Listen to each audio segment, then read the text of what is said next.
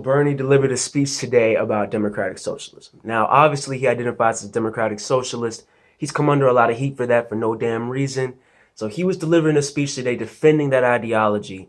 And he also proposed a set of policies called the Economic Bill of Rights. This is going to change the game. All right, so watch these 5-minute highlights of the speech he delivered today that I composed, and then after we'll briefly discuss. Now, let us be very clear. While President Trump and his fellow oligarchs attack us for our support of democratic socialism, they don't really oppose all forms of socialism. They may hate democratic socialism because it benefits working people, but they absolutely love corporate socialism that enriches Trump and other billionaires. And that is the difference between Donald Trump and me. He believes in corporate socialism for the rich and powerful. I believe in a democratic socialism that works for the working families of this country. Truthfully.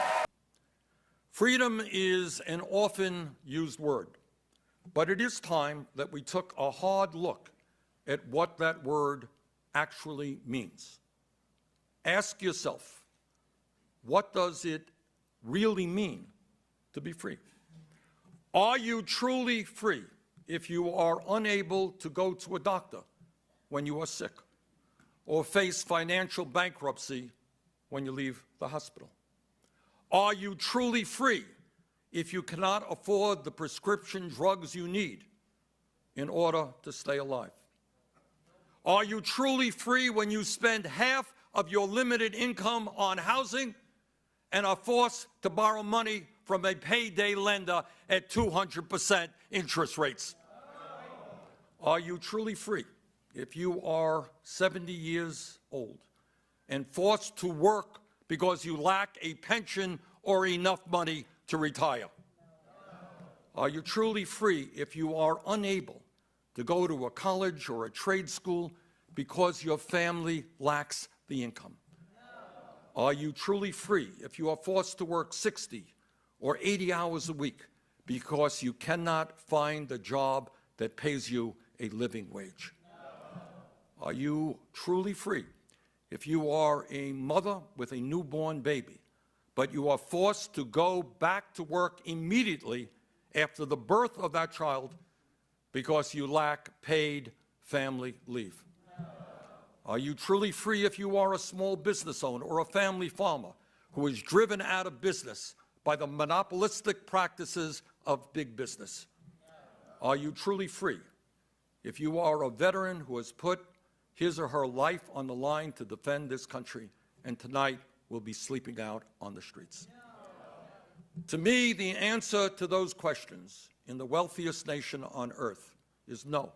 Under those conditions, you are not truly free. While the Bill of Rights protects us from the tyranny of an oppressive government, many in the establishment would like the American people to submit to the tyranny of oligarchs, multinational corporations, Wall Street banks, and billionaires. It is time, and in fact, time long overdue, for the American people to stand up and fight for their right to freedom, human dignity, and security. And that is the core of what my politics and what this campaign is all about.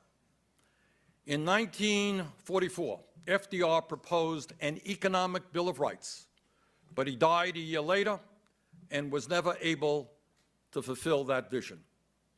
Our job, 75 years later, is to complete what Roosevelt started. And that is why today I am proposing a 21st century economic Bill of Rights.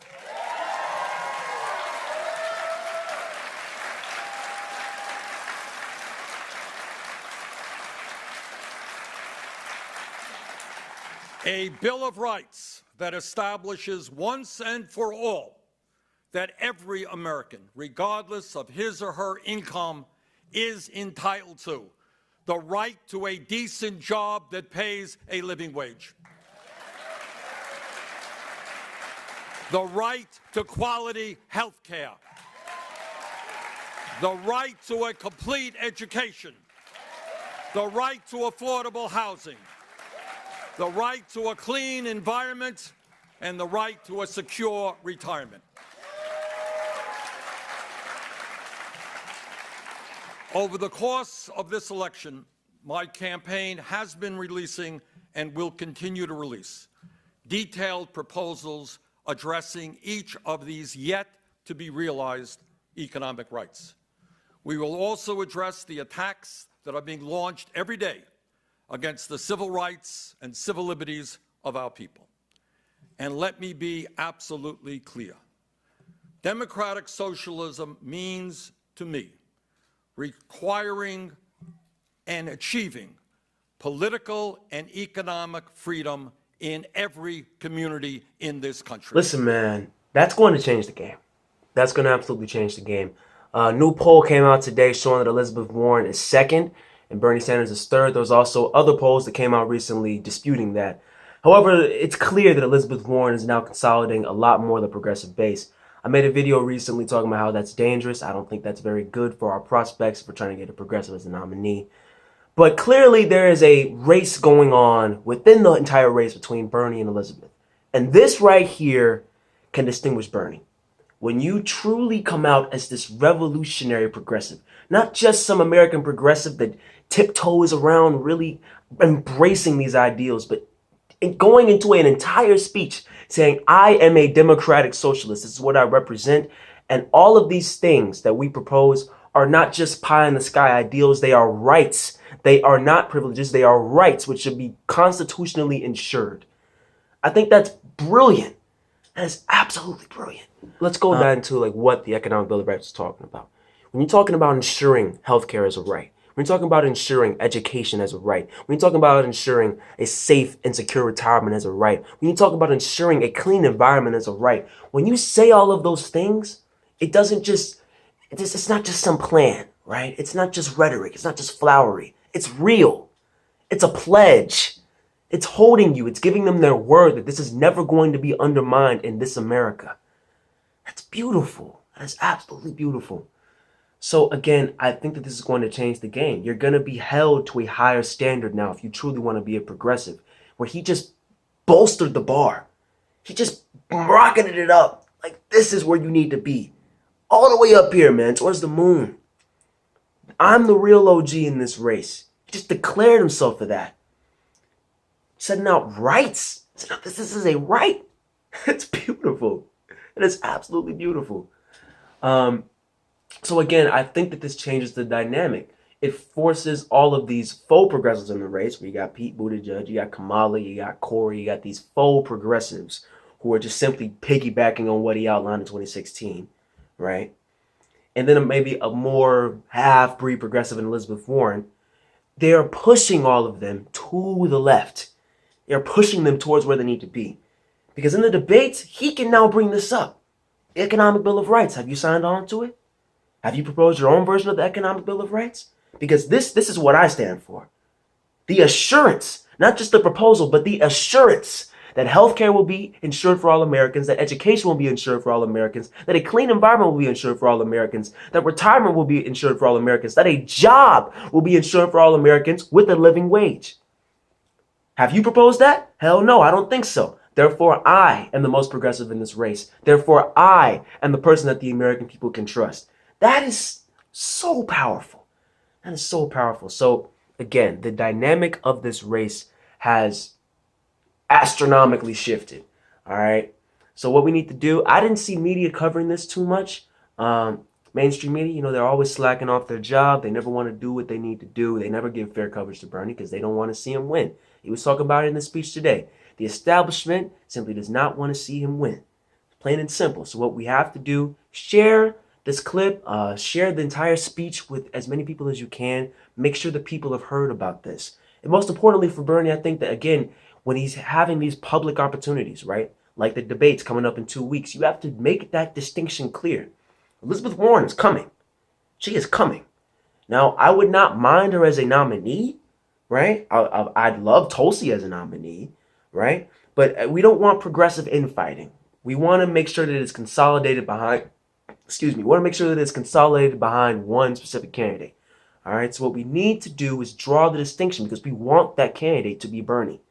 Draw the distinction. Use the Economic Bill of Rights. Use her shady foreign policy record where she's cozying up with executives of Raytheon and others in the military-industrial complex.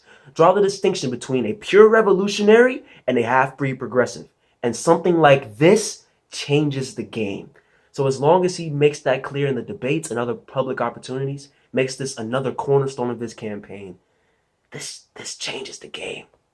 So Bernie's campaign has kicked into high gear, and it is fucking beautiful. It's fucking beautiful. God, that's awesome, man. An economic bill of rights. That's not just, like, it goes beyond the level of policy. Like, you can say, yeah, well, healthcare should be assured for all Americans. But it's another thing to say, we're going to write it down in stone that as long as this country exists, healthcare will be assured as a right. Education, a job will be assured as a right. That's powerful. That's powerful. And it's something that will grab the attention of the American people. That's what people want to hear. That their job will be assured as a right. That their education and their healthcare and their environmental security, that their retirement savings will all be assured as a right. That this is the new normal. A secure America, a dignified life. It's beautiful. It's beautiful. So this is exactly what Bernie needed. He was stalling a bit in the polls. It was not looking amazing in terms of the prospects of his long-term campaign. This is going to change the game. Mark my words. I'm loving this.